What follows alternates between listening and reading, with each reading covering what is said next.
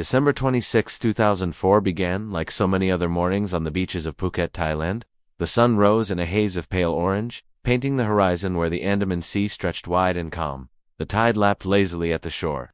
Palm trees stood unmoving in the still morning air, their fronds not yet stirred by the heat of the day. Along the sand near a tourist resort, a young girl named Amber Mason, just 8 years old, laughed as she clambered up onto the broad back of a gentle giant, a baby elephant named Ning Nong. Ning Nong was only about 4 years old at the time, small by elephant standards, though still towering over the girl perched happily on his back.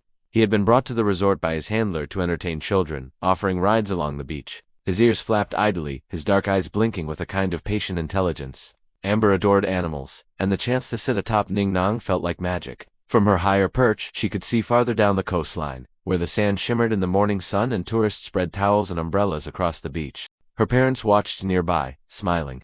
To them it was just another holiday memory in the making, one of many that would fill the scrapbook when they returned home to England. None of them had any idea that beneath the surface of that peaceful sea, disaster was already on its way. It began subtly. The waves along the shoreline seemed to draw back farther than usual, the sea pulling away from the sand. Curious beachgoers stepped forward, pointing and murmuring at the strange sight of seabed exposed, shells and fish flapping helplessly on the wet sand. Amber, high on Ning Nong's back, tilted her head. "Why's the water going away?" she asked, her small voice carrying a note of wonder. The handler frowned. He had lived by the sea long enough to know the rhythm of tides, and this was no ordinary retreat. His expression tightened as he glanced at the horizon. Ning Nong shifted uneasily beneath Amber. His ears twitched, his body stiffened. The handler clicked his tongue, trying to calm him, but the young elephant seemed agitated. He stamped a foot against the sand, rumbling deep in his chest. Amber clutched the rope around his neck. "What's wrong?" Before anyone could answer, the first great wave appeared. It rose on the horizon like a wall,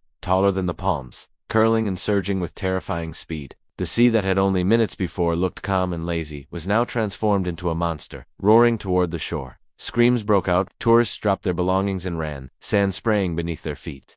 Parents snatched up children, calling desperately for loved ones. The air itself seemed to tremble with panic, every shout blending into a desperate chorus.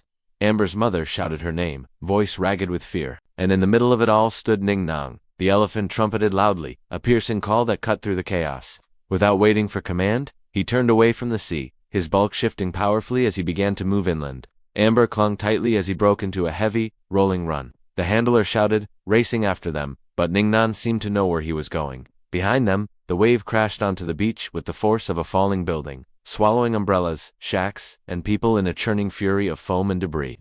The roar of it was deafening, thunder made of water. Amber could feel the sound in her bones. She glanced over her shoulder once, and the sight seared itself into her memory forever. A solid wall of water devouring the beach where, only moments before, people had been standing. Amber held on with all her strength, arms wrapped around Ning Nong's neck as the elephant powered forward. The ground shook beneath his pounding steps. His back muscles shifted beneath her as he carried her away from the shoreline, his ears pinned back, his tail lashing. The sound of destruction roared behind them. Timber cracked, glass shattered. People cried out in terror. The sea was no longer water, it was a wall of moving death. Ning Nong ran not toward the open streets where cars and people were fleeing, but toward higher ground. He seemed to sense, in a way that humans could not, where safety lay. His instincts screamed that the ocean was not finished, that more waves would follow. Amber's small hands clung desperately, knuckles white. She could hardly breathe, the air thick with salt spray and dust. Yet even through her fear, she felt a strange certainty this animal beneath her would not let her go. The elephant's legs, thick and strong,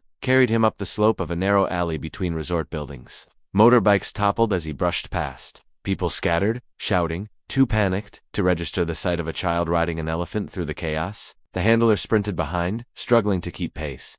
Amber's parents, desperate, tried to follow but were swept up in the tide of fleeing tourists. Ning Nong pressed on, muscles straining as he climbed toward the inland hills. The tsunami waves surged into the resort behind them, water flooding lower streets, sweeping cars and furniture into a deadly whirlpool. Amber could feel the vibrations through Ning Nong's body, his chest rumbling with exertion, his breath blasting from his trunk. His skin was hot beneath her fingers, slick with spray and sweat, yet he did not slow. Step by step, he carried her farther from the rising flood. At last, he reached a patch of higher ground where the earth rose above the surge. He stopped, sides heaving, and trumpeted again a call that echoed like a horn of triumph. The wave reached no further. They were safe. When Amber's parents finally reached the spot, tears streaking their faces, they found their daughter perched safely atop the elephant, alive and unharmed. They rushed forward, pulling her into their arms, sobbing with relief. Ning Nong stood quietly, as though nothing extraordinary had happened. His ears flicked, his trunk reached down to nudge Amber gently, almost reassuringly, as if to say,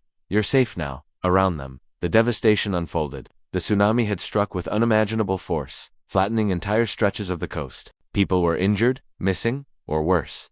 Resorts lay in ruins. Cars bobbed like toys in swirling floodwaters. The smell of salt mixed with gasoline and broken wood filled the air. Amber clung to her parents, trembling, but her eyes kept drifting back to Ning Nong. In her child's heart, she understood something that no adult could have explained in that moment. He had chosen to carry her. He had not panicked, had not thrown her aside, but had run with her toward life. And in that understanding there was both wonder and gratitude, a bond forged in terror and survival. In the weeks that followed, as the world reeled from the scale of the tsunami's destruction, over 200,000 lives lost across multiple countries, stories began to emerge of animals sensing the danger before it struck. Buffaloes in Sri Lanka stampeded to high ground. Dogs refused to go outdoors. Birds abandoned their nests and flew inland hours before the waves came. And then there was Ning Nong. Why had he carried Amber to safety? Scientists suggested that elephants, with their ability to sense subsonic vibrations, may have felt the tremors of the earthquake that triggered the tsunami long before humans noticed. Their instincts might have driven them inland, away from the water. But why take the child with him, rather than bolt alone? Why persist even as his handler called after him? Why climb uphill through panic and chaos until he reached safety? The answers remain elusive.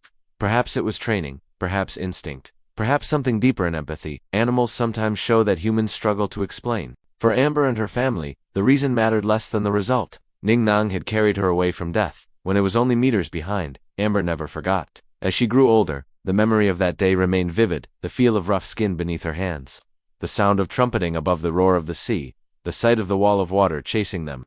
She would later tell journalists simply, "He saved my life." For the people of Phuket, the story became a symbol amid tragedy, a reminder of survival and hope.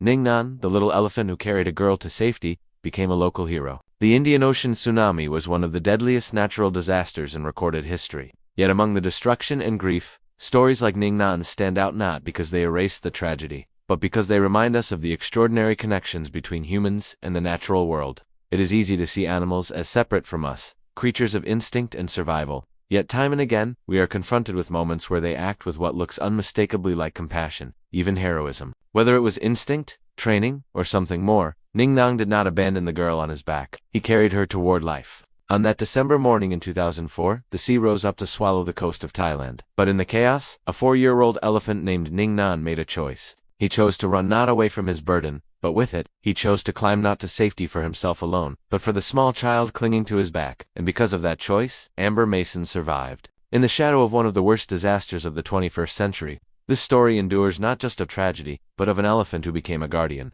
A reminder that even in the face of nature's fury, kindness and courage can rise from the most unexpected places.